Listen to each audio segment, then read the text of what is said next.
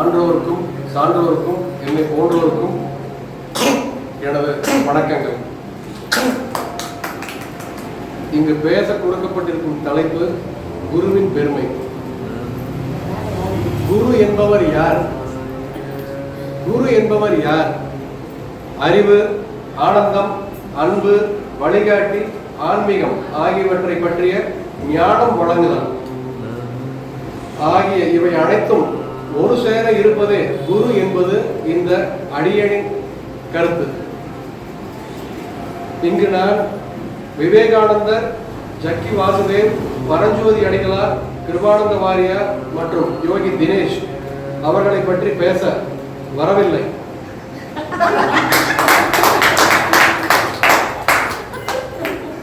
ஏனென்றால் அவர்களை பற்றி எனக்கு தெரியாது.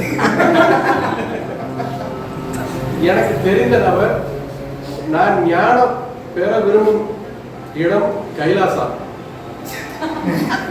ஆனால் அங்கு செல்ல விசா எடுக்கும் முன் எனக்கு விவாகரத்து பத்திரம் ரெடியாக இருக்கும் என்ற காரணத்தினால் தற்போது அந்த எண்ணத்தை ஒத்தி வைத்துள்ளேன்.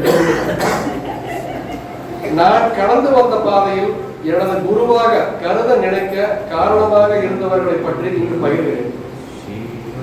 அறிவு, உயிர் கொடுத்து, உருவம் கொடுத்து, நடைபழக்கி நல்லொழுக்கம் கற்பித்து, நடைமுறை அறிவை புகட்டிய தாய் தந்தை அவர்கள் முதற்கண் குருவானவர்கள்.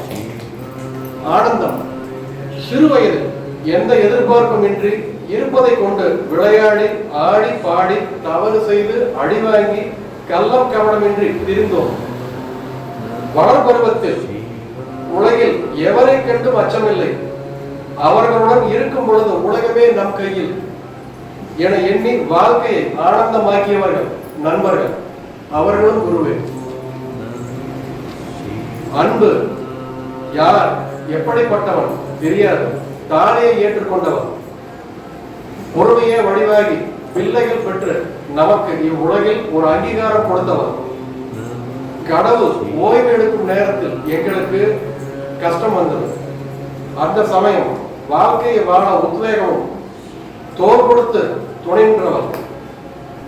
காலம் என்னும் கதவு வழியே கஷ்டம் காடல் நீர் ஆனது.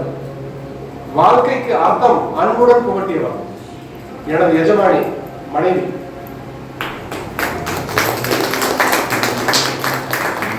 வழிகாட்டி, யார் எவன் படிப்பது என்றில்லாமல் உலகத்தை மனத்திரையில் ஓடவிட்டு நல்லவை கெட்டவை எது என்பதை உயிர் உள்ளவரை மறவாத வண்ணம் நெஞ்சில் ஆணியை இறக்கிய எழுத்தாளர்கள். மனிதர்களை பற்றியும் மனித நேயத்தை பற்றியும் சிறிதளவு தெரிந்து கொள்ள வழிகாட்டி உதவியது புத்தகம். ஆன்மீகம், தோல் சுருங்க ஆரம்பித்த வேளையில் தேவை வந்தது, தேடி வந்தேன். வந்த இடம் குருகுலம். கற்றது கையளவு, கற்க வேண்டியது கடலளவு என்பதை உணர்த்தி கொண்டிருப்பவர். இவ்வுலகில் உயிரினங்கள் 4 வழியில் தோன்றுகின்றன: அண்டஜம், உத்பீஜம், ஸ்வேதஜம், பிண்டஜம். அண்டஜம் என்பது முட்டையிலிருந்து பிறப்பவை. விதை, செடி, கொடி, மரம் வாயிலாக பிறப்பவை உத்பீஜம். வியர்வை மற்றும் ஈரம் வாயிலாக பிறப்பவை ஸ்வேதஜம். கருப்பையிலிருந்து பிறப்பவை பிண்டஜம். ஒவ்வொன்றின் வாயிலாக தலா 21 லட்சம் உயிரினங்கள், ஆக மொத்தம் 84 லட்சம் உயிரினங்கள் இப்புவியில் உள்ளது என வேத சாஸ்திரங்கள் கூறுகின்றன. இதை மனிதனுக்கு இறைவன் கொடுத்த கொடை, சிந்திக்கும் திறன். மற்றவை சிற்றறிவு உடையது. இதுவே வேறுபாடு. எந்த அறிவு தத்துவத்தை ஆராய்கிறதோ அந்த அறிவுக்குள் ஜீவகாருண்யம் இருக்கிறது. ஆத்ம சக்தியை பலவாறாக சிதறச் செய்யும் எல்லா புலன்களையும் மனதையும் நல்வழிப்படுத்தினால் உலகிற்கு நல்லது செய்யலாம் என எடுத்துரைத்துக் கொண்டிருப்பவர். நான் வேதாத்ரி மகரிஷி அவரை கண்டதில்லை.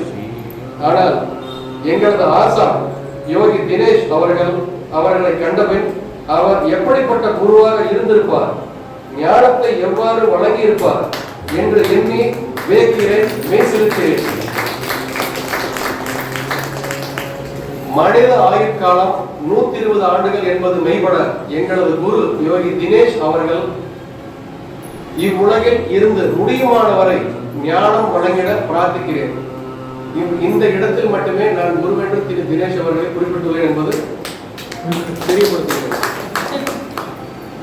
குரல் கூறி விடைபெறுகிறேன். யான் எனது என்னும் செருக்கு அறுப்பான் வானோர்க்கு உயர்ந்த உலகம் புகும். இதன் பொருள் நான் எனது என்னும் ஆணவத்தை விட்டவர் வானுலகுக்கும் மேலான உலகம் அடைவர். நன்றி. வாழ்க மகிழ்ச்சியுடன். வாய்ப்பு